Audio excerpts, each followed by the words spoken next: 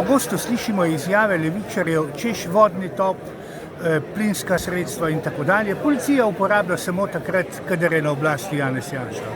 Ja, poglejte, seveda, na oblasti je Janez Janša in takrat so protesti. Pravzaprav so protesti še prej, preden Janez Janša sploh pride na oblast.